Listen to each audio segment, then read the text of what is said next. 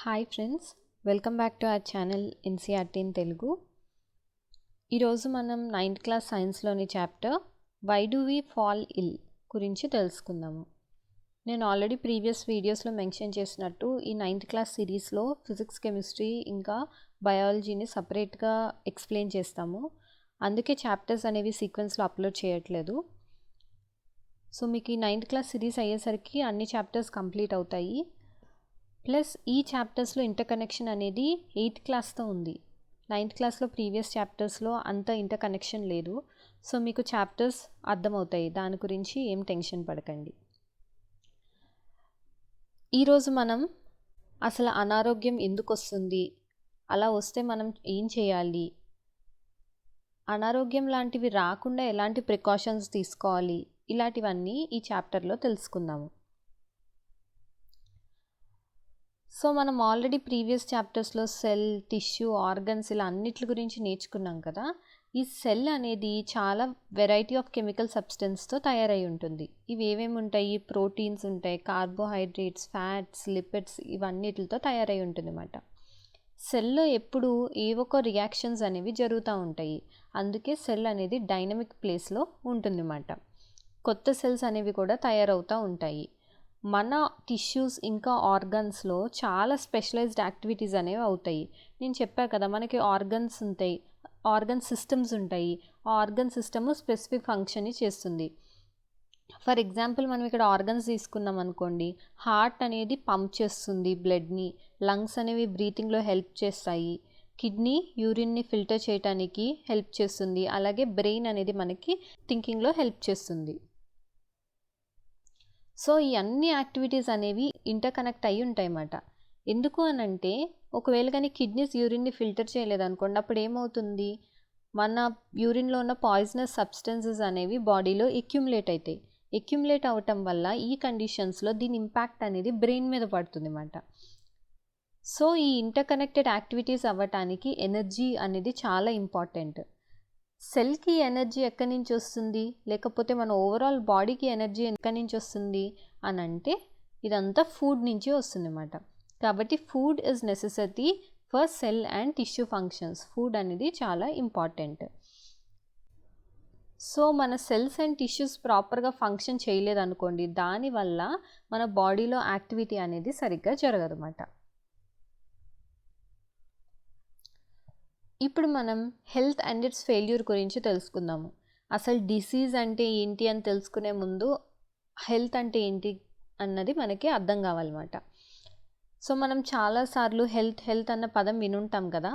Health అని అంటే it is the idea of being well మాట. అంటే మనం మంచిగా ఉండడాన్ని హెల్త్ అని అంటారు. ఈ వెల్ బీయింగ్ అంటే ఎఫెక్టివ్ ఫంక్షనింగ్ కూడా, అంటే మన బాడీలో అన్ని పార్ట్స్ సరిగ్గా ఫంక్షనింగ్గా ఉండాలి. దానివల్ల మనం కూడా ఎఫెక్టివ్ ఫంక్షనింగ్ స్టేట్లో ఉంటే దాన్ని హెల్త్ అని అంటారు.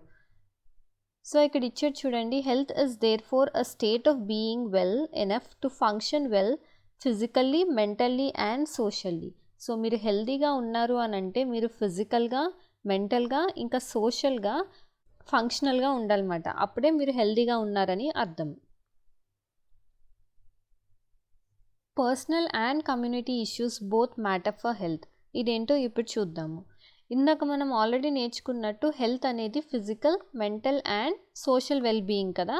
సో ఇది మన ఓన్గా మనం అచీవ్ చేయటానికి ఉండదన్నమాట. అంటే మన హెల్త్ మీద మన సరౌండింగ్స్ ఇంపాక్ట్ కూడా ఉంటుంది.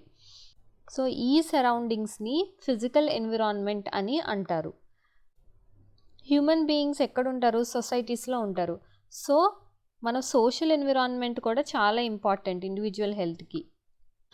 ఫర్ ఎగ్జాంపుల్ మీరున్న ప్లేస్లో గార్బేజ్ కలెక్షన్, వేస్ట్ కలెక్షన్కి ఏ ఏజెన్సీ వాళ్ళు రావట్లేదు అనుకోండి, లేదా డ్రైన్స్ అనేవి ఓవర్ఫ్లో అవుతున్నాయి, లేకపోతే సరిగ్గా క్లీన్ చేయలేదు, అలాంటివి క్లీన్ చేయలేదు అనుకోండి, అప్పుడు ఏమవుతుంది, వాటర్ అనేది ఓపెన్ స్పేసెస్లో, గార్బేజ్ అనేది స్ట్రీట్స్లో ఇలా కలెక్ట్ అయిపోయి ఉంటుంది.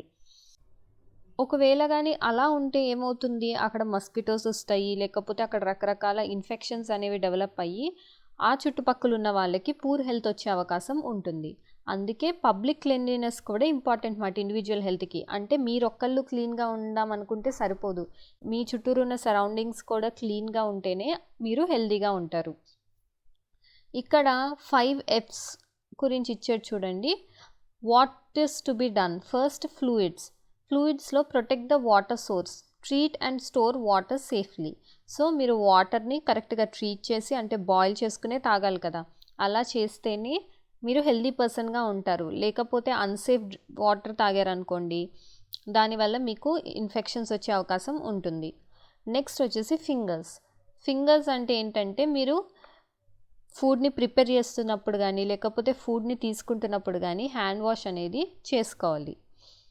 అలాగే మీరు మలమూత్ర విసర్జన చేశాక కూడా హ్యాండ్ వాష్ చేసుకోవాలన్నమాట. నెక్స్ట్ వచ్చేసి ఫ్లైస్లో మీరు ఫుడ్ని కవర్ చేయాలి, అలాగే ఇంట్లో లేదా మీ పరిసరాల్లో ఫ్లైస్ని కంట్రోల్ చేయాలన్నమాట. నెక్స్ట్ ఫీల్స్, వెజిటబుల్స్ అండ్ ఫ్రూట్స్ని మీరు క్లీన్ చేయాలి యూజ్ చేసే ముందు. అండ్ ఓపెన్ ఏరియాలో మలమూత్ర విసర్జన చేయకూడదు. నెక్స్ట్ వచ్చేసి ఫ్లడ్స్ లాంటివి వచ్చినప్పుడు ప్రాపర్ డ్రైనేజ్ సిస్టమ్ అనేది ఉండాలి. అండ్ ఆల్సో వాటర్ అనేవి కంటామినేట్ అవుతాయి కాబట్టి వాటర్ని ట్రీట్ చేయటం చాలా ఇంపార్టెంట్ మాట. సో ఇవన్నీ ఫాలో అవ్వటం వల్ల మనం డిసీజ్ స్ప్రెడ్ అవ్వకుండా చూడగలుగుతాం. So prevention of transmission of disease by maintaining sanitation and హైజీన్ని మెయింటైన్ చేయటం వల్ల మనం ట్రాన్స్మిషన్ ఆఫ్ డిసీజ్ని ప్రివెంట్ చేయొచ్చు. సో డిసీజ్ అంటే ఏంటంటే బీయింగ్ అన్కంఫర్టబుల్. మనం డిసీజ్ గురించి ఎప్పుడు మాట్లాడుకుంటామనంటే మనకి స్పెసిఫిక్ అండ్ పర్టికులర్ కాజ్ అనేది తెలిసిందనుకో డిస్కంఫర్ట్కి, దాన్ని డిసీజ్ అని అంటారు. నేను ఇక్కడ చెప్పా కదా స్పెసిఫిక్ అండ్ పర్టికులర్ కాజ్ తెలియాలని, అంటే మనకి అబ్సల్యూట్ ఫైనల్ కాజ్ తెలియవలసిన అవసరం లేదు. సో ఈ గుడ్ హెల్త్ అనేది పర్సన్కి వాళ్ళ ప్రొఫెషన్ని బట్టి డిఫరెంట్గా ఉంటుంది. ఒక డాన్సర్కి గుడ్ హెల్త్ అంటే ఏంటి? తన బాడీని డిఫికల్ట్ ఇంకా గ్రేస్ఫుల్ పొజిషన్స్లోకి స్ట్రెచ్ చేయటం లాంటివి డాన్సర్కి గుడ్ హెల్త్ అన్నమాట. అలా కాకుండా మ్యూజిషియన్కి గుడ్ హెల్త్ అంటే ఏంటి? ఎనఫ్ బ్రీతింగ్ కెపాసిటీ ఉండాలి. ఇలాంటివి మ్యూజిషియన్కి గుడ్ హెల్త్ అన్నమాట. ఇప్పుడు మనం disease and it's causes, what does disease look like గురించి తెలుసుకుందాము. అంటే డిసీజ్ అసలు దేనివల్ల వస్తుంది ఏంటి అన్నది చూద్దాము. మనకు ఎలా తెలుస్తుంది అసలు ఒకరికి డిసీజ్ ఉందని? లేదా మన బాడీలో ఏదో ఒక రాంగ్ జరుగుతుందని మనకు ఎలా తెలుస్తుంది? మనం ఇదివరకు చాప్టర్స్లో నేర్చుకున్నట్టు మన బాడీలో చాలా టిష్యూస్ ఉన్నాయి. ఈ టిష్యూస్ అన్నీ కలిపి ఆర్గన్ సిస్టమ్స్ని కాన్స్టిట్యూట్ చేస్తాయి. ఈ ఆర్గన్ సిస్టమ్స్ అనేవి మన బాడీలో వేరియస్ ఫంక్షన్స్ని క్యారీ అవుట్ చేస్తాయి కదా. ఫర్ ఎగ్జాంపుల్ డైజెస్టివ్ సిస్టంలో స్టమక్ ఇంకా ఇంటెస్టైన్ ఉంటుంది. ఇది ఫుడ్ డైజెషన్కి హెల్ప్ చేస్తుంది. మస్కులోస్కెల్టల్ సిస్టమ్ ఏదైతే బోన్స్ అండ్ మజిల్స్తో తయారై ఉంటుందో ఇది బాడీ పార్ట్స్ అన్నిటిని హోల్డ్ చేస్తుంది అన్నమాట టుగెదర్. అండ్ ఇది మన బాడీని మూవ్ అవ్వటానికి కూడా హెల్ప్ చేస్తుంది. ఒక డిసీజ్ వచ్చినప్పుడు ఏమవుతుందంటే ఒకటి లేదా ఇంకా ఎక్కువ ఆర్గన్ సిస్టమ్స్ యొక్క ఫంక్షనింగ్ అనేది ఎఫెక్ట్ అవుతుంది అన్నమాట. దీనివల్ల మన బాడీలో సైన్స్ అండ్ సిమ్టమ్స్ అనేవి డెవలప్ అవుతాయి. సో ఇప్పుడు మనం సైన్స్ అండ్ సిమ్టమ్స్ గురించి చూద్దాము. సిమ్టమ్స్ అంటే ఏంటంటే మనం ఫీల్ అయ్యేవి ఉంటాయి కదా, ఏదో రాంగ్గా ఉంది మన బాడీలో అని, దాన్ని సిమ్టమ్స్ అని అంటారు. ఫర్ ఎగ్జాంపుల్ మనకి హెడేక్ ఉంటుంది, కఫ్ ఉంటుంది, లేకపోతే ఒక ఊండ్ ఏదైనా దెబ్బ తగిలి దాని చుట్టూరు పస్ అనేది వస్తూ ఉంటుంది. ఇవన్నీ సిమ్టమ్స్ అన్నమాట. ఇవన్నీ ఏం ఇండికేట్ చేస్తాయి? ఏదో ఒక డిసీజ్ ఉందని ఇండికేట్ చేస్తుంది, కానీ ఆ డిసీజ్ ఏంటి అన్నది ఇండికేట్ చేయదన్నమాట. ఫర్ ఎగ్జాంపుల్ హెడేక్ ఉందనుకోండి, ఇది కొన్నిసార్లు స్ట్రెస్ వల్ల ఉండొచ్చు, ఆర్ వెరీ రేర్లీ ఇది మెనింజైటిస్, బ్రెయిన్లో ఏమన్నా ఇన్ఫ్లమేషన్ వల్ల కూడా అయి ఉండొచ్చు. సో సిమ్టమ్స్ అంటే మనం ఫీల్ అయ్యేవి. మరి సైన్స్ అంటే ఏంటి అని అంటే మనం చెప్పిన సిమ్టమ్స్ని బట్టి ఒక ఫిజిషియన్ లేదా డాక్టర్ సైన్స్ గురించి చూస్తారన్నమాట. ఈ సైన్స్ అనేవి మనకి మోర్ డెఫినెట్ ఇండికేషన్ ఇస్తుంది ఒక పర్టికులర్ డిసీజ్ గురించి. సో ఫిజిషియన్ అన్న వాళ్ళు కొన్ని ల్యాబొరేటరీ టెస్ట్ కూడా చేయిస్తారు ఆ డిసీజ్ని కన్ఫర్మ్ చేయించడానికి. సో సైన్స్ అండ్ సిమ్టమ్స్ అంటే సిమ్టమ్స్ మనం ఫీల్ అయ్యేవి, అండ్ సైన్స్ అనేది మన సిమ్టమ్స్ని బేస్ చేసుకుని ఫిజిషియన్ అనే వాళ్ళు సైన్స్ గురించి చూస్తారు. ఈ సైన్స్ ఆఫ్ డిసీజ్ వల్ల మనం ఒక పర్టికులర్ డిసీజ్ ఉంది అని ఒక కంక్లూజన్కి రావచ్చు అన్నమాట. ఇప్పుడు మనం అక్యూట్ అండ్ క్రానిక్ డిసీజెస్ గురించి తెలుసుకుందాము. సో డిసీజ్ యొక్క మేనిఫెస్టేషన్స్ అనేవి చాలా ఫ్యాక్టర్స్ మీద డిపెండ్ అయి ఉంటుంది. కొన్నిసార్లు డిసీజెస్ అనేవి చాలా తక్కువ పీరియడ్ ఆఫ్ టైం వరకే ఉంటాయి. వీటిని అక్యూట్ డిసీజెస్ అని అంటారు. సో వీటికి ఎగ్జాంపుల్స్ ఏంటి? Common cold. మనకి నార్మల్గా జలుబు వచ్చింది అనుకోండి, అది కొన్ని రోజులు మాత్రమే ఉంటుంది కదా, ఇది అక్యూట్ డిసీజెస్కి ఎగ్జాంపుల్. ఇంకొక పక్క వచ్చేసి కొన్ని డిసీజెస్ అనేవి లాంగ్ టైం వరకు ఉంటాయి, అంటే లైఫ్ లాంగ్ ఉంటాయి. వీటిని క్రానిక్ డిసీజెస్ అని అంటారు. దీనికి ఎగ్జాంపుల్ వచ్చేసి ఎలిఫెంటియాసిస్. ఇది మోస్ట్ కామన్గా మన ఇండియాలో కనిపిస్తూ ఉంటుంది. సో అక్యూట్ డిసీజెస్ అంటే షార్ట్ పీరియడ్ ఆఫ్ టైం వరకే ఉంటుంది, అండ్ క్రానిక్ డిసీజెస్ వచ్చేసి లాంగ్ టైం వరకు ఉంటాయి మాట. ఇవి అంటే లైఫ్ లాంగ్ కూడా ఉండే అవకాశం ఉంటుంది. Chronic diseases and poor health గురించి ఇప్పుడు మనం చూద్దాము. అక్యూట్ ఇంకా క్రానిక్ డిసీజెస్కి మన హెల్త్ మీద డిఫరెంట్ ఎఫెక్ట్స్ అనేవి ఉంటాయి. అక్యూట్ డిసీజెస్ వల్ల మన జనరల్ హెల్త్ మీద ఎక్కువ ఎఫెక్ట్స్ ఉండవన్నమాట. ఎందుకనంటే అది షార్ట్ డ్యూరేషన్కే ఉంటుంది కదా, సో ఎక్కువ ఎఫెక్ట్స్ అనేవి ఉండవు. కానీ క్రానిక్ డిసీజెస్కి మన జనరల్ హెల్త్ మీద చాలా ఎఫెక్ట్స్ ఉంటాయి. ఫర్ ఎగ్జాంపుల్, మనం ఇప్పుడు కఫ్ అండ్ కోల్డ్ని తీసుకున్నాం అనుకోండి, ఇది మనకి చాలా రెగ్యులర్గా వస్తూ ఉంటుంది కదా. మనం ఒక 1 వీక్లో రికవర్ అయిపోతాము, అండ్ దీనికి ఎలాంటి లాంగ్ లాస్టింగ్ ఎఫెక్ట్స్ ఉండవు. ఎందుకనంటే ఇది అక్యూట్ డిసీజ్ కాబట్టి. కొన్ని క్రానిక్ డిసీజెస్ ఉంటాయి కదా, ఎలాంటివి? ట్యూబర్కులోసిస్ ఆఫ్ ద లంగ్స్, ఇలాంటివి. వీటి వల్ల కొన్ని ఇయర్స్ తరబడి పేషెంట్స్ అన్న వాళ్ళు సిక్ ఫీల్ అవుతారన్నమాట. దానివల్ల వాళ్ళు వెయిట్ లాస్ అవుతారు అండ్ ఊరికే టయర్డ్గా ఫీల్ అవుతూ ఉంటారు. ఈ ట్యూబర్కులోసిస్ వల్ల ఒక పేషెంట్ యొక్క జనరల్ హెల్త్ మీద ఇంపాక్ట్ అనేది ఉంటుంది. సో మనకి క్రానిక్ డిసీజ్ ఉంది అని అంటే మనకి ప్రోలాంగ్డ్ జనరల్ పూర్ హెల్త్ అనేది ఉంటుంది. అంటే ఎక్కువ పీరియడ్ వరకు మన జనరల్ హెల్త్ అనేది ఎఫెక్ట్ అయ్యి ఉంటుంది అన్నమాట. అందుకే క్రానిక్ డిసీజెస్కి డ్రాస్టిక్ లాంగ్ టర్మ్ ఎఫెక్ట్స్ అనేవి ఉంటాయి పీపుల్ హెల్త్ మీద అక్యూట్ డిసీజెస్తో కంపేర్ చేస్తే. సో ఇక్కడ ఇచ్చారు చూడండి, chronic diseases therefore have a drastic long term effects. అంటే ఈ డిసీజ్ వల్ల ఎఫెక్ట్స్ అనేవి చాలా టైం వరకు ఉంటాయి అని చెప్తున్నాడు అంతే. ఇప్పుడు మనం కాజెస్ ఆఫ్ ద డిసీజెస్ గురించి తెలుసుకుందాము. అసలు డిసీజెస్ ఎందుకు వస్తున్నాయి, ఎక్కడి నుంచి వస్తున్నాయి, ఏంటి అన్నది ఇప్పుడు చూద్దాము. సో సపోజ్ ఒక బేబీకి లూజ్ మోషన్స్ అవుతున్నాయి అనుకోండి, మనం చెప్పచ్చు ఈ లూజ్ మోషన్స్ అనేవి ఇన్ఫెక్షన్ వల్ల వచ్చినాయేమో అని. కానీ నెక్స్ట్ క్వశ్చన్ ఏంటి, అసలు ఇన్ఫెక్షన్ ఎక్కడి నుంచి వచ్చింది అని మనకి ఒక డౌట్ రావచ్చు. సో ఈ ఇన్ఫెక్షన్ అనేది అన్క్లీన్ డ్రింకింగ్ వాటర్ నుంచి రావచ్చు. కానీ ఇప్పుడు ఒక ఏరియాలో చాలామంది బేబీస్ ఉన్నారు, వాళ్ళందరూ అదే డ్రింకింగ్ వాటర్ తాగుతున్నారు. కానీ కొన్ని బేబీస్కి మాత్రమే మోషన్స్ ఎందుకు అవుతున్నాయి అన్నది కూడా ఇక్కడ ఇంపార్టెంట్. ఎందుకు అనంటే ఆ బేబీ హెల్తీగా లేకపోవటం వల్ల ఈ వాటర్ తాగటం వల్ల తనకి మోషన్స్ అనేవి వచ్చినాయి. అంటే ఇక్కడ మనకి ఏమర్థమైంది, బేబీ హెల్తీగా లేకపోవటం వల్ల దానికి ఎక్స్పోజ్ అయినప్పుడు ఆ డిసీజ్ వచ్చే రిస్క్ అనేది ఎక్కువ ఉందన్నమాట. సో అసలు ఈ బేబీ ఎందుకు హెల్తీగా లేదు, ఎందుకు లేదు అనంటే సపోజ్ తను వెల్ నరిష్డ్ ఫుడ్ తీసుకోవట్లేదేమో, లేకపోతే సరిపోయే ఫుడ్ తీసుకోవట్లేదేమో. సో ల్యాక్ ఆఫ్ నరిష్మెంట్ అనేది కూడా డిసీజ్కి ఒక కాజ్ అనేది అవుతుంది. ఫస్ట్ మనం ఏం నేర్చుకున్నాం, బేబీ అన్క్లీన్ డ్రింకింగ్ వాటర్ తాగింది. మరి ఆ ఏరియాలో ఉన్న అన్ని బేబీస్ ఆ వాటర్ తాగినప్పుడు కొంతమంది బేబీస్కి ఎందుకు ఇలాగా ఒంట్లో బాగాలేదు అని అంటే వాళ్ళు హెల్తీగా లేరు. ఎందుకు హెల్తీగా లేరు అని అంటే వాళ్ళు కరెక్ట్గా పోషకాలు ఉన్న ఫుడ్ని తీసుకోలేదు, అలాగే బాడీకి సరిపడేంత ఫుడ్ని తీసుకోవట్లేదు. సో ఈ పోషక విలువలు తక్కువ ఉండటం కూడా డిసీజ్కి ఒక కాజ్ మాట. మీకు ఒక డౌట్ రావచ్చు, బేబీకి ఎందుకు సరైన పోషక విలువలు లేవు అని అంటే వాళ్ళు పూర్ ఫ్యామిలీలో నుంచి వచ్చి ఉండొచ్చు, సో బేబీ ఎఫెక్ట్ అయింది.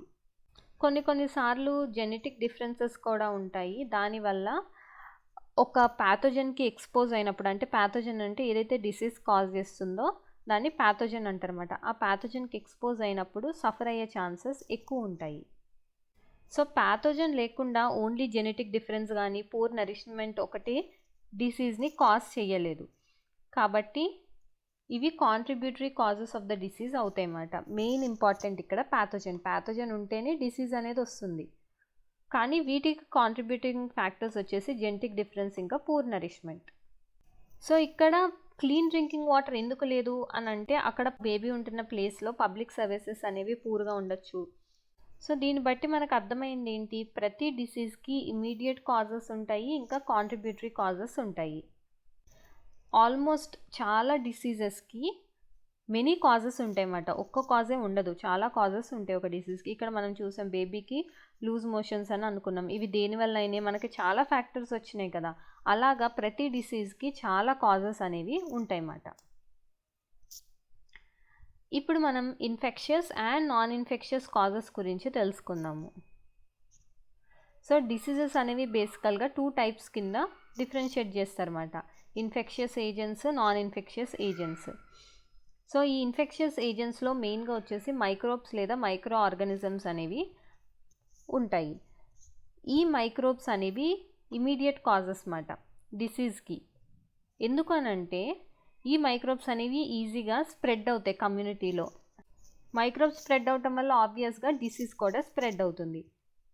ఇప్పుడు మనకు కరోనా ఉంది, అది కూడా ఇన్ఫెక్షియస్ డిసీజే కదా. అందుకే కదా మనం లార్జ్ ఏరియాలో గ్యాదర్ అవ్వద్దు, ఎందుకనంటే దాన్ని మైక్రోబ్స్ కాజ్ చేస్తున్నాయి కాబట్టి అది స్ప్రెడ్ అయ్యే ఛాన్స్ ఎక్కువ ఉంటుంది. ఇంకొక డిసీజ్ వచ్చేసి నాన్ ఇన్ఫెక్షియస్ డిసీజెస్ అనేవి ఇలా స్ప్రెడ్ అవ్వవు అన్నమాట. ఎందుకనంటే వీటి కాజెస్ వేరే ఉంటాయి, అవి మైక్రోబ్స్ వల్ల కాజ్ అవ్వవు. దీనికి బెస్ట్ ఎగ్జాంపుల్ వచ్చేసి హై బ్లడ్ ప్రెషర్. ఇది ఎక్సెసివ్ వెయిట్ వల్ల లేకపోతే ల్యాక్ ఆఫ్ ఎక్సర్సైజ్ వల్ల వస్తుంది. సో ఇక్కడ మైక్రోబ్స్ రోల్ ఏం లేదు. మైక్రోబ్స్ రోల్ ఉండి వాటి వల్ల డిసీజ్ స్ప్రెడ్ అవుతుంది చూడండి, వాటిని ఇన్ఫెక్షియస్ డిసీజెస్ అని అంటారు. సో ఇప్పుడు మనం ఇన్ఫెక్షియస్ డిసీజెస్లో ఇన్ఫెక్షియస్ ఏజెంట్స్ గురించి తెలుసుకుందాము. ఈ డిసీజ్ కాజ్ చేసే ఆర్గానిజమ్స్ అనేవి చాలా వైడ్ రేంజ్ ఆఫ్ కేటగిరీస్ ఉంటాయి అన్నమాట. ఇవి వైరసెస్ అయి ఉండొచ్చు, లేదా bacteria, fungi, single celled animals లేదా ప్రోటోజోన్స్ కూడా అయి ఉండొచ్చు అన్నమాట. కొన్నిసార్లు మల్టీసెల్లర్ ఆర్గానిజమ్స్, ఎలాంటివంటే వార్మ్స్ ఉంటాయి కదా, ఇవి కూడా డిసీజ్ని కాజ్ చేస్తాయి. సో ఈ పిక్చర్లో ఉన్నది సార్స్ వైరస్. ఒక ఇన్ఫెక్టెడ్ సెల్ యొక్క సర్ఫేస్ మీద సార్స్ వైరస్ని చూపిస్తున్నారు. అండ్ నెక్స్ట్ వన్ వచ్చేసి ఇది స్టెఫైలోకోకస్. ఇది ఎక్నీని కాజ్ చేస్తుంది. అండ్ ఇమేజ్ యొక్క స్కేల్ అనేది ఈ టాప్ లెఫ్ట్లో ఉంది చూడండి, ఇది 5 మైక్రోమీటర్ లాంగ్ అన్నమాట. నెక్స్ట్ వన్ వచ్చేసి ట్రిఫనోజోమా. ఇది ఒక ప్రోటోజోన్ ఆర్గానిజం, ఇది స్లీపింగ్ సిక్నెస్ని కాజ్ చేస్తుంది అన్నమాట. ఈ పిక్చర్ వచ్చేసి లేష్మనియా. ఇది కాలా అజార్ అనే ఒక డిసీజ్ని కాజ్ చేస్తుంది. ఈ ఆర్గానిజమ్స్ అనేవి ఓవల్ షేప్లో ఉంటాయి అండ్ ఒక లాంగ్ విప్ లైక్ స్ట్రక్చర్ కూడా ఉంటుంది అన్నమాట దీనికి. అండ్ లాస్ట్ ఈ పిక్చర్లో ఉన్నది అడల్ట్ రౌండ్ వార్మ్. దీన్ని ఆస్కారిస్ లుంబ్రికాయిడస్ అని అంటారు. ఇది స్మాల్ ఇంటెస్టైన్లో ఉంటుంది. సో వైరసెస్ నుంచి కామన్గా మనకు వచ్చే డిసీజెస్ ఏమేంటి, common cold, influenza, dengue fever, AIDS, ఇవి వైరసెస్ నుంచి వస్తాయి. అలా కాకుండా బ్యాక్టీరియా నుంచి మనకు వచ్చేవి టైఫాయిడ్, ఫీవర్, కొలెరా, ట్యూబర్కులోసిస్, ఇంకా యాంథ్రాక్స్. యూజువల్గా మనకు వచ్చే స్కిన్ ఇన్ఫెక్షన్స్ అనేవి ఫంగస్ ద్వారా వస్తాయి అన్నమాట. ప్రోటోజోన్ మైక్రో ఆర్గానిజమ్స్ అనేవి మలేరియా, కాలాజార్ లాంటి డిసీజెస్ని కాజ్ చేస్తాయి. సో మనకి ఇంటెస్టైనల్ వార్మ్ ఇన్ఫెక్షన్స్ అనేవి తెలుసు కదా, అలాగే ఎలిఫెంటియాసిస్ గురించి కూడా తెలుసు. ఇవి డిఫరెంట్ స్పీషీస్ ఆఫ్ వార్మ్స్ ద్వారా వస్తాయి. సో మనం అసలు ఒక డిసీజ్ అనేది ఏ category of infectious agent cause చేస్తుందా, అంటే వైరస్ కాజ్ చేస్తుందా, బ్యాక్టీరియా కాజ్ చేస్తుందా అన్నది తెలుసుకోవటం ఎందుకు ఇంపార్టెంట్ అని మీకు డౌట్ రావచ్చు. ఫస్ట్ ఇప్పుడు మనం వైరసెస్ గురించి తీసుకున్నాం అనుకోండి, ఇవి ఏం చేస్తాయి, మన హోస్ట్ సెల్స్ లోపల ఉంటాయన్నమాట. అంటే మన బాడీలో ఎంటర్ అయ్యాక మన సెల్స్లో ఉంటాయి అవి. కానీ బ్యాక్టీరియా చాలా రేర్గా అలా ఉంటాయన్నమాట. వైరసెస్, బ్యాక్టీరియా, ఫంగై ఇవన్నీ చాలా ఫాస్ట్గా మల్టిప్లై అయిపోతాయి. కానీ వార్మ్స్ ఉన్నాయి అనుకోండి, అవి చాలా స్లోగా మల్టిప్లై అవుతాయి అన్నమాట. అండ్ బ్యాక్టీరియా అన్నీ క్లోజ్గా రిలేటెడ్గా ఉంటాయి, కానీ వైరసెస్ అనేవి అలా ఉండవు. సో దీన్ని బట్టి మనకు అర్థమైంది ఏంటి, ఇంపార్టెంట్ లైఫ్ ప్రాసెసెస్ ఉంటాయి కదా, ఏవైతే బ్యాక్టీరియాస్లో జరుగుతాయో అవి చాలా బ్యాక్టీరియాస్ మధ్య షేర్ అయి ఉంటాయి అన్నమాట. అంటే ఒక బ్యాక్టీరియాలో ఉన్నది ఇంకో బ్యాక్టీరియాలో కూడా ఉండే అవకాశం ఎక్కువ ఉంటుంది. కానీ వైరసెస్కి అలా ఉండదు. సపోజ్ ఒక గ్రూప్లో 2 మెంబర్స్ ఉన్నాయి అనుకోండి, బ్యాక్టీరియా, ఇవి 2 సేమ్ లైఫ్ ప్రాసెసెస్ మీద డిపెండ్ అయ్యి ఉంటాయి. అలాంటప్పుడు మనం ఆ డ్రగ్ ఇచ్చామనుకోండి, ఈ డ్రగ్ అనేది ఆ లైఫ్ ప్రాసెస్ మీద డిపెండ్ అయ్యే ఈ 2 కేటగిరీస్ మీద యాక్ట్ అవుతుంది అన్నమాట. కానీ ఈ సేమ్ డ్రగ్ అనేది డిఫరెంట్ గ్రూప్కి సంబంధించిన మైక్రోబ్ మీద యాక్ట్ చేయదు.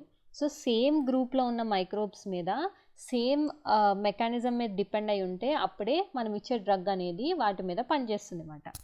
ఫర్ ఎగ్జాంపుల్ మనం యాంటీబయాటిక్స్ని తీసుకుందాము. ఇవి ఏం చేస్తాయి, బయోకెమికల్ పాత్వేస్ని బ్లాక్ చేస్తాయన్నమాట. సో బ్యాక్టీరియా చాలా వరకు వాటి చుట్టూరు సెల్ వాల్ని డెవలప్ చేసుకుంటాయి. ఎందుకు డెవలప్ చేసుకుంటాయి, వాటిని ప్రొటెక్ట్ చేసుకోవడానికి. మనం ఇప్పుడు పెన్సిలిన్ని తీసుకున్నాం అనుకోండి, యాంటీబయాటిక్, ఇది ఏం చేస్తుందనంటే అది సెల్ వాల్ని బిల్డ్ చేసే బ్యాక్టీరియల్ ప్రాసెస్ ఉంటుంది కదా, దాన్ని ఇన్హిబిట్ చేస్తుంది. దీనివల్ల ఏమవుతుంది, బ్యాక్టీరియా చుట్టూరు సెల్ వాల్ అనేది తయారవ్వకపోవటం వల్ల బ్యాక్టీరియా త్వరగా చనిపోతుంది. మరి మీకు డౌట్ రావచ్చు, యాంటీబయాటిక్స్ తీసుకున్నప్పుడు మన బాడీలో సెల్స్కి ఎలాంటి డ్యామేజ్ రాదా అని. హ్యూమన్ సెల్స్లో మనకు తెలుసు కదా ఎలాంటి సెల్ వాల్ అనేది ఉండదు. సో మనం పెన్సిలిన్ ఇవ్వటం వల్ల మన హ్యూమన్ బాడీలో ఉన్న సెల్స్ మీద ఎలాంటి ఎఫెక్ట్ అనేది ఉండదన్నమాట. ఇక్కడ ఇచ్చాడు చూడండి, penicillin will have this effect on any bacteria that use such processes for making cell walls. అంటే సెల్ వాల్ తయారు చేసే ప్రాసెస్ని యూజ్ చేసే ఏ బ్యాక్టీరియా మీదన్నా పెన్సిలిన్ అనేది వర్క్ చేస్తుంది అన్నమాట. సో మనం ఇచ్చే యాంటీబయాటిక్స్ అనేవి మెనీ స్పీషీస్ ఆఫ్ బ్యాక్టీరియా మీద వర్క్ చేస్తాయి, అది కేవలం ఒక్కదాని మీదే వర్క్ చేయదన్నమాట. కానీ వైరసెస్లో ఇలాంటి పాత్వేస్ ఏమీ ఉండవు. అందుకే మనం వైరసెస్లో యాంటీబయాటిక్స్ అనేవి ఇవ్వమాట, ఎందుకనంటే అవి అలాగా వర్క్ చేయవు. ఫర్ ఎగ్జాంపుల్ కామన్ కోల్డ్ ఉందనుకోండి, మనకి జలుబు ఉంది, యాంటీబయాటిక్స్ తీసుకోవటం వల్ల దాని యొక్క సివియారిటీ కానీ లేకపోతే డ్యూరేషన్ కానీ తగ్గదు. కానీ మనకి వైరల్ కోల్డ్తో పాటు బ్యాక్టీరియల్ ఇన్ఫెక్షన్ అనేది ఉందనుకోండి, అప్పుడు యాంటీబయాటిక్స్ తీసుకుంటే ఏమన్నా హెల్ప్ ఉంటుంది. కానీ యాంటీబయాటిక్స్ తీసుకోవడం వల్ల viral part of the infection మీద ఎలాంటి బెనిఫిట్ అనేది ఉండదన్నమాట. యాంటీబయాటిక్స్ అనేవి కేవలం బ్యాక్టీరియా మీదే పనిచేస్తుంది. ఇది మనం గుర్తుంచుకోవాల్సిన విషయం. ఇప్పుడు మనం మీన్స్ ఆఫ్ స్ప్రెడ్ గురించి తెలుసుకుందాం. అంటే ఒక డిసీజ్ అసలు ఎలా స్ప్రెడ్ అవుతుంది ఏంటి అన్నది చూద్దాము. కొన్ని డిసీజెస్ ఒక పర్సన్ నుంచి ఇంకో పర్సన్కి స్ప్రెడ్ అవుతాయి. వీటిని కమ్యూనికేబుల్ డిసీజెస్ అని అంటారు. సో ఫస్ట్ మైక్రోబ్స్ అనేవి ఎయిర్ ద్వారా స్ప్రెడ్ అవ్వచ్చు. సో ఎయిర్ ద్వారా ఎలా స్ప్రెడ్ అవుతాయి, స్నీజ్ చేసినప్పుడు కానీ అంటే తుమ్మినప్పుడు కానీ ఇలా చేసినప్పుడు ఏమవుతుంది, ఈ డ్రాప్లెట్స్ అనేవి ఇన్ఫెక్టెడ్ పర్సన్ నుంచి ఎయిర్లోకి వచ్చి ఆ చుట్టుపక్కల ఉన్న వాళ్ళకి స్ప్రెడ్ అయ్యే అవకాశం ఉంటుంది. సో ఇప్పుడు మన కరోనా కూడా ఇది ఎయిర్ బార్న్ స్ప్రెడ్ అన్నమాట. సో దీనికి ఎగ్జాంపుల్స్ వచ్చేసి కామన్ కోల్డ్, న్యూమోనియా, ట్యూబర్కులోసిస్, ఇవన్నీ ఎయిర్ బార్న్ స్ప్రెడ్కి ఎగ్జాంపుల్. సపోజ్ మీరు ఎవరన్నా కోల్డ్ ఉన్న పర్సన్కి దగ్గరగా కూర్చున్నారనుకోండి, మీకు కూడా కోల్డ్ వచ్చే అవకాశం ఉంటుంది. ఎందుకనంటే అది ఎయిర్ ద్వారా స్ప్రెడ్ అవుతుంది కాబట్టి. సో ఇలాంటి కేసెస్లో ఏం చేయాలి, మనం ఎక్కువ క్రౌడెడ్ ప్లేసెస్లో ఉన్నామనుకో మనకి ఎయిర్ బార్న్ డిసీజెస్ వచ్చే ఛాన్సెస్ ఎక్కువ ఉంటాయి అన్నమాట. అంటే ఎయిర్ ద్వారా స్ప్రెడ్ అయ్యే డిసీజెస్ వచ్చే ఛాన్సెస్ ఎక్కువ ఉంటాయి. కొన్ని డిసీజెస్ అనేవి వాటర్ ద్వారా కూడా స్ప్రెడ్ అవుతాయి. ఫర్ ఎగ్జాంపుల్ ఎవరికన్నా ఒక ఇన్ఫెక్షస్ గట్ డిసీజ్ ఉంది అంటే వాళ్ళ స్టమక్ రిలేటెడ్, ఇంటెస్టైన్ రిలేటెడ్ ఏమన్నా ఇన్ఫెక్షన్ ఉన్న డిసీజ్ ఉందనుకోండి, వాళ్ళు మలమూత్ర విసర్జన చేశాక ఆ ఇన్ఫెక్షన్ వెళ్ళి డ్రింకింగ్ వాటర్లో కలుస్తుంది.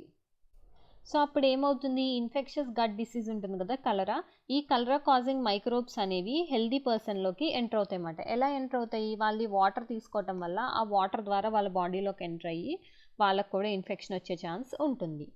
నెక్స్ట్ వన్ వచ్చేసి సెక్షువల్ యాక్ట్. ఇది ఇద్దరు పర్సన్స్ మధ్య క్లోజెస్ట్ ఫిజికల్ కాంటాక్ట్ ఉన్నప్పుడే స్ప్రెడ్ అవుతుంది. వీటికి ఎగ్జాంపుల్స్ వచ్చేసి సిఫిలిస్ ఇంకా ఎయిడ్స్. ఇవి సెక్షువల్ కాంటాక్ట్ ద్వారా ఒక పర్సన్ నుంచి ఇంకో పర్సన్కి స్ప్రెడ్ అవుతుంది అన్నమాట. క్యాజువల్ ఫిజికల్ కాంటాక్ట్స్ ఉంటాయి కదా, ఎలాంటివి హ్యాండ్ షేకింగ్ కానీ, హగ్గింగ్ కానీ, లేకపోతే రెజ్లింగ్ చేసినప్పుడు, ఇలాంటప్పుడు ఇవి స్ప్రెడ్ అయ్యే అవకాశం ఉండదు.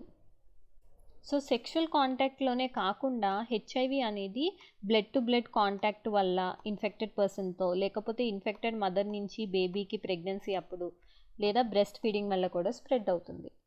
సో మనం ఇక్కడ మీన్స్ ఆఫ్ స్ప్రెడ్లో ఏమేమి నేర్చుకున్నాము, కమ్యూనికబుల్ డిసీజెస్ గురించి తెలుసుకున్నాము. ఇవి ఎయిర్ ద్వారా స్ప్రెడ్ అవుతాయి. సో ఎయిర్ ద్వారా స్ప్రెడ్ అయ్యే డిసీజెస్ని ప్రివెంట్ చేయాలంటే మనం ఓవర్ క్రౌడెడ్ ప్లేసెస్లో తిరగకూడదు.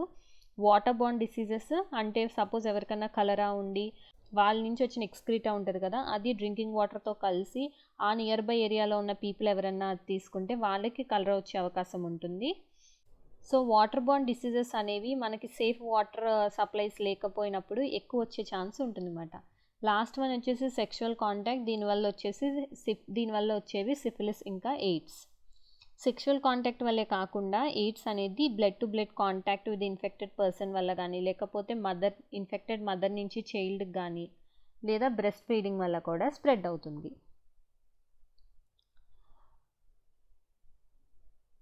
సో కొన్ని డిసీజెస్ అనేవి యానిమల్స్ ద్వారా కూడా ట్రాన్స్మిట్ అవుతాయి అన్నమాట.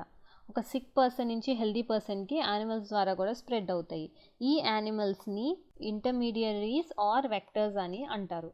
సో మనకు కామన్గా తెలిసిన వెక్టర్ ఏంటి, మాస్కిటోస్, దోమలు. సో మెనీ స్పీషీస్ ఆఫ్ మస్కిటోస్లో ఏమవుతుందంటే, ఈ మస్కిటోస్ అనేవి చాలా స్పీషీస్ ఉంటాయి కదా, ఇందులో ఫీమేల్స్కి చాలా న్యూట్రిషియస్ ఫుడ్ అనేది కావాలి. సో ఈ ఫుడ్ ఏ ఫామ్లో కావాలి, బ్లడ్ ఫామ్లో కావాలి. ఈ న్యూట్రిషియస్ ఫుడ్ ఫీమేల్స్కి ఎందుకు అవసరం అని అంటే, అవి ఎగ్స్ లే చేయాలి కదా, సో అందుకని వాటికి న్యూట్రిషియస్ ఫుడ్ చాలా అవసరం అన్నమాట. సో మస్కిటోస్ అనేవి మనతో పాటు చాలా వామ్ బ్లడెడ్ యానిమల్స్ మీద ఫీడ్ అవుతాయి. సో ఇలాగా అవి ఒక పర్సన్ నుంచి ఇంకో పర్సన్కి డిసీజ్ అనేది స్ప్రెడ్ చేస్తుంది. ఇక్కడ మనకి కామన్ మెథడ్స్ ఆఫ్ ట్రాన్స్మిషన్ ఇచ్చాడు చూడండి పిక్చర్లో.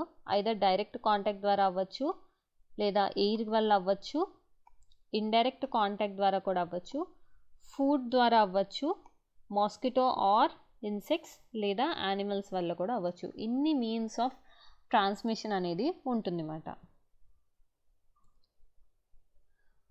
ఇప్పుడు మనం organ specific and tissue specific manifestations గురించి తెలుసుకుందాము. సో మైక్రోబ్స్ అనేవి వచ్చి మన బాడీలో ఉంటాయి కదా, ఈ మైక్రోబ్స్ అనేవి మన బాడీలో ఏ పాయింట్ నుంచి ఎంటర్ అవుతుంది అన్నది చాలా ఇంపార్టెంట్. సపోజ్ అవి ఎయిర్ ద్వారా ఎంటర్ అయినాయి అనుకోండి, అంటే మనం ఎయిర్ తీసుకోవటం వల్ల ఎంటర్ అయినాయి అనుకోండి, అవి ఏ పార్ట్ నుంచి ఎంటర్ అవుతాయి, నోస్లో నుంచి ఎంటర్ అవుతాయి. సో నోస్లో నుంచి ఎక్కడికి వెళ్తాయి, అవి లంగ్స్లోకి వెళ్తాయి. సో ఇది కామన్గా మనకి ట్యూబర్కులోసిస్ కాజింగ్ బ్యాక్టీరియాలో కనిపిస్తుంది. సపోజ్ ఆ మైక్రోబ్స్ అనేవి మౌత్ ద్వారా ఎంటర్ అయినాయి అనుకోండి, అవి మన గట్ లైనింగ్లో ఉంటాయి అన్నమాట.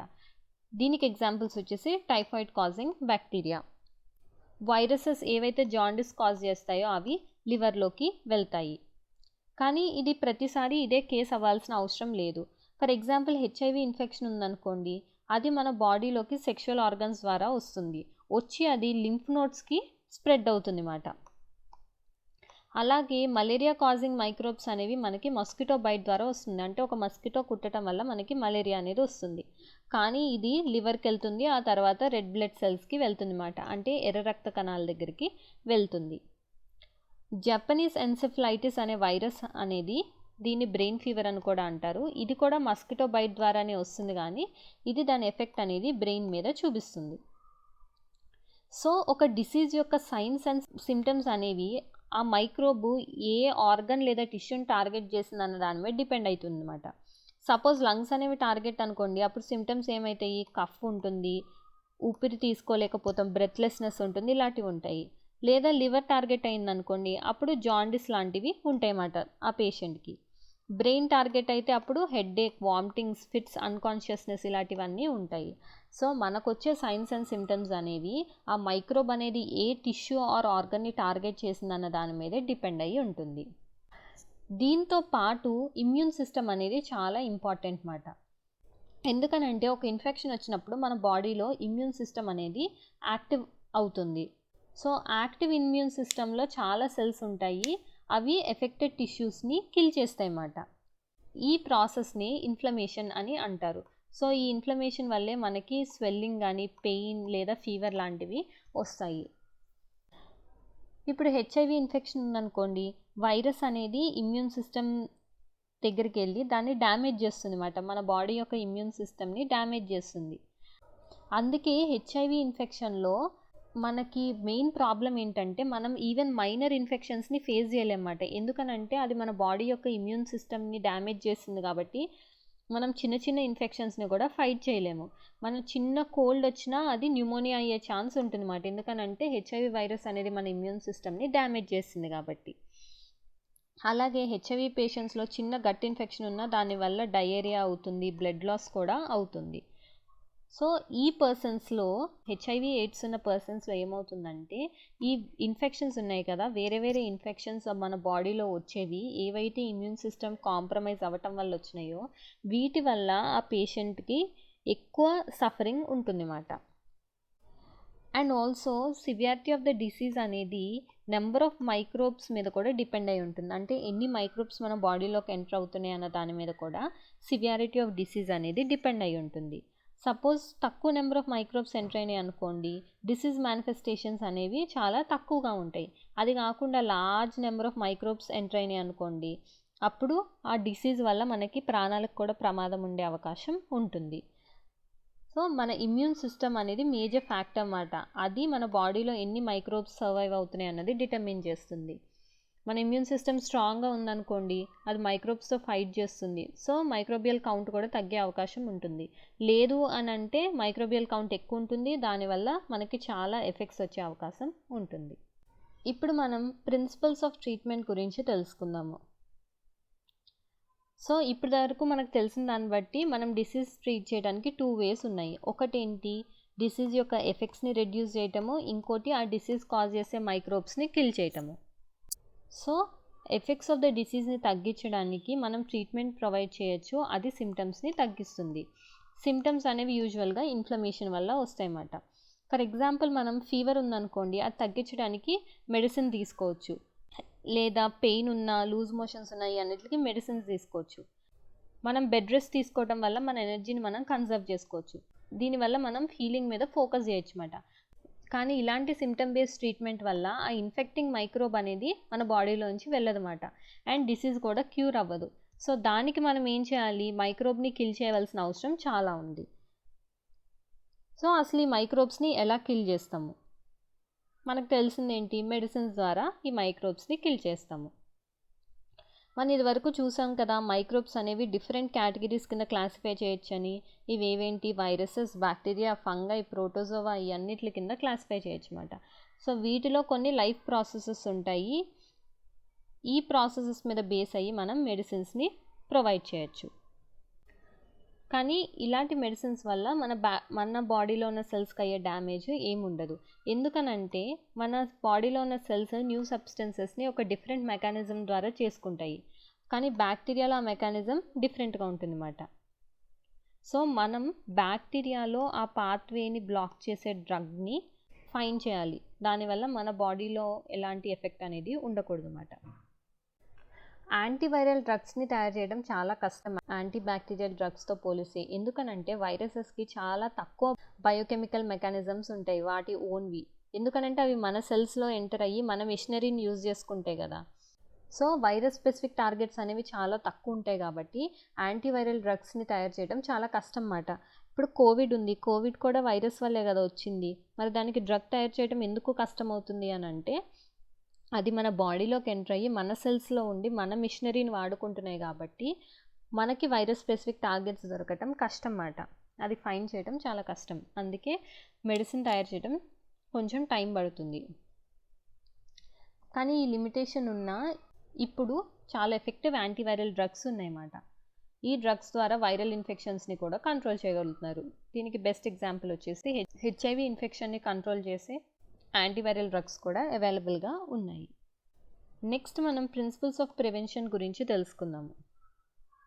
ఇప్పటి వరకు మనం ఇన్ఫెక్షన్ని ఎలా పోగొట్టుకోవాలి అన్న దాని గురించి చూసుకున్నాము. సో ఒకళ్ళ బాడీలోకి ఒక ప్యాథోజన్ వచ్చిందనుకోండి, దానివల్ల వాళ్ళకి డిసీజ్ వస్తుంది. డిసీజ్ రావటం వల్ల వాళ్ళ బాడీ ఫంక్షన్స్ అనేవి డ్యామేజ్ అయ్యి వాళ్ళు రికవర్ అవ్వటానికి చాలా టైం పడుతుంది. సో సెకండ్ ఎఫెక్ట్ ఏంటి, డిసీజ్ రావటం వల్ల ట్రీట్మెంట్ అనేది చాలా టైం తీసుకుంటుంది. సో దీనివల్ల ఆ డిసీజ్ ఉన్న పర్సన్ చాలా టైం వరకు బెడ్ రిడన్ కింద ఉండాల్సి వస్తుంది అన్నమాట. అండ్ థర్డ్ వచ్చేసి, ఎవరికన్నా పర్సన్కి ఒక ఇన్ఫెక్షన్స్ డిసీజ్ ఉందనుకోండి, అతను ఇంకొకరికి ఇన్ఫెక్షన్ స్ప్రెడ్ చేసే అవకాశం కూడా ఉంటుంది. ఇవి ఒక డిసీజ్ వచ్చాక మనం ఫేస్ చేసే కాన్సిక్వెన్సెస్. సో మనం ప్రివెంట్ చేయటం చాలా ఇంపార్టెంట్ మాట. ఫస్ట్ డిసీజ్ వచ్చాక ట్రీట్ చేసుకోవటం కన్నా డిసీజ్ రాకుండా ప్రివెంట్ చేసుకోవటం important. For example airborne microbes ఉన్నాయనుకోండి, వీటి ఎక్స్పోజర్ని మనం ప్రివెంట్ చేయొచ్చు మాట. ఎలా ప్రివెంట్ చేయొచ్చు? ఓవర్ క్రౌడెడ్ ప్లేసెస్కి వెళ్ళకుండా ఉన్నామనుకోండి, మనకి ఎయిర్బోర్న్ మైక్రోబ్స్ అనేవి రావు.